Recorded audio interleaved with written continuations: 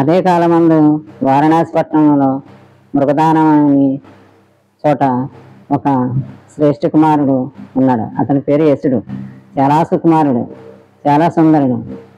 అలాంటి కుమారుణ్ణి ఆ తండ్రి చాలా గరాబుగా పెంచుతాడు. ఏమవుతుందంటే అతనికి మూడు కాలాలకి, వానాకాలము, వర్షాకాలము, శీతాకాలం, ఎండాకాలం అని 3 కాలాలకి 3 భవనాలు కట్టించి అందులో ఉంచుతాడు. ఇంకా వర్షాకాలం ముందు అతను ఇంకా బయటికి అడుగే పెట్టడం. ఆ భవనంలో ఉండి గానా భజనాలతో, స్త్రీలతో అలా ఉల్లాసంగా అలా జీవిస్తూ ఉంటాడు. ఒకరోజు రాత్రి అతనికి నిద్రాభంగం అయింది. నిద్రాభంగం అయినప్పుడు లేచి అటు ఇటు తిరిగాడితే దీపాలన్నీ వెలుగుతూ ఉంటాయి. ఆ దీపాల వెలుగులో అక్కడున్న స్త్రీలందరూ చల్లాచెదురుగా పడి నిద్రిస్తూ ఎంతో వికారంగా ఉంటారనమాట. బట్టలు చెదిరి ఒళ్ళు తెలియకుండా అలాగా పడి ఉంటారు. అవన్నీ చూస్తే అతనికి విరక్తి వచ్చింది, అసహ్యం వేసింది, చాలా వైరాగ్యం వచ్చింది. ఇదేంటి ఇలాగా అనుకుని చాలా బాధపడతాడు. తల పట్టుకుంటాడు, ఆహా ఆహా అని ఆహాకారాలు చేస్తాడు. నేను పీడితుడనయ్యాను, సంతప్తుడనయ్యాను అంటే ఈ సంతనంతా ఎందుకు పెట్టుకున్నానన్న బాధతో ఆహా అని ఆహాకారాలు చేస్తూ బయటకు వచ్చేస్తాడు. చెప్పులు దొరుకుని బయటకు వచ్చి నగర దారి పట్టే బొమ్మ వైపు వెళ్ళబోయి ఇంకొక పక్క నుంచి బయటకు వచ్చేస్తాడు. వచ్చేసి రోడ్డుని పడి వచ్చేస్తాడు. అక్కడికి వచ్చేసరికి ఎక్కడికంటే బుద్ధ భగవాను ఏం చేసి ఉన్న చోటుకు వస్తాడు. వచ్చేటప్పటికి దూరం నుంచే బుద్ధుడు తెల్లబారుతూ ఉంటుంది. ఆయన తొందరకడే చేస్తారు కదా, చూసి దూరం నుంచే చూసి దవదవుల నుంచి వస్తున్న ఇతన్ని చూసి ఓహో వస్తున్నాడు అనుకుంటే ఈ దగ్గరికి వచ్చే కొలది వీడు కేకలు వేసుకుంటూ వస్తాడు. నేను పీడితుడని అయ్యాను, సంతప్తుడిని అయ్యాను, చాలా బాధపడుతున్నాను అంటూ దుఃఖపడుతూ వస్తాడు. అప్పుడు బుద్ధుడు దూరాన్ని నుంచి చూస్తూనే ఒక కుదురుగా కూర్చుని పిలుస్తాడు, యసుడా ఇలా రా, ఇక్కడ ఎవరున్నారంటే దుఃఖ పీడితుడు కానివాడు ఉన్నాడు, సంతృప్తుడు కానివాడు ఉన్నాడు. వాడు నీకు ధర్మాన్ని ఉపదేశిస్తాడో, నీ బాధలన్నీ తీరుతాయి, ఇలా రా అని పిలుస్తాడు.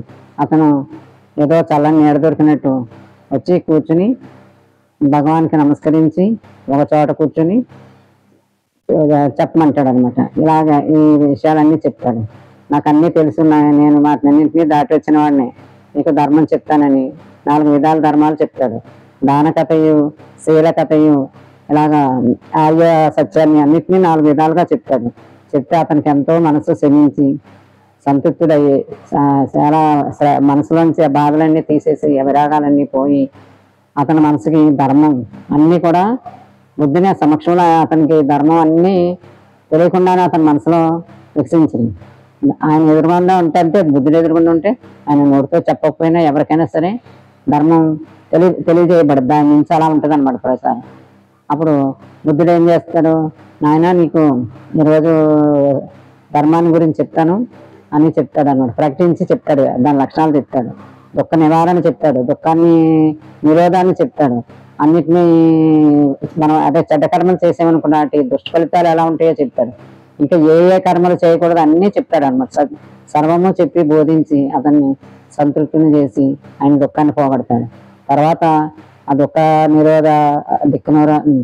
నిరోధము ఇంకెలాంటి విషయాలు ఏదైనా బాధ వచ్చింది అనుకోండి, దాన్ని ఎలా చేయాలి, అసలు ఈ లోకంలో వీటిని ఎలాగా మనం అణగించుకోవాలి, ఈ కోరికలను ఎలా అణగించుకోవాలి, ఇలాంటి విషయాలన్నీ ఒకటి వచ్చింది అనుకోండి, దానికి వ్యతిరేకంగా మనం ఎలా నడుచుకోవాలని, ఎలా వీటి నుంచి దాటాలన్న జ్ఞానాన్ని అంతా చెప్పాడు. అతనికి అప్పటికప్పుడే అతనికి జ్ఞానోదయం అయింది, మంచి మనసు వచ్చింది. ధర్మమునందు ఆయనకి తృప్తి కలిగి ఎంతో బాగుపడ్డాడు. అతనికి అధికారి అని గమనించి ఇంకా చెప్తాడనమాట, ఈ దారిలో వెళ్ళు నీకు మంచి దొరుకుతుందని. అలా చెప్పుకుంటా ఎన్నో కథలు, ధర్మాన్ని అనుసరించే కథలు ఎన్నో చెప్తాడనమాట. చెప్తూ అతనికి యసుడు ఎలా అయ్యాడంటే కొత్త తరహాగా తయారయ్యాడు అనమాట. ఇంకా ఉంది, రేపు మళ్ళా చెప్పుకున్నాం. ఇది ఇంతవరకు యసుడు బాగుపడ్డాడు. తర్వాత ఇంకా ఉంటుంది, తండ్రి వచ్చి మళ్ళా వెనక్కి తీసుకెళ్ళాలని ప్రయత్నిస్తాడు. ఆ తర్వాత మళ్ళీ చెప్పుకున్నాం.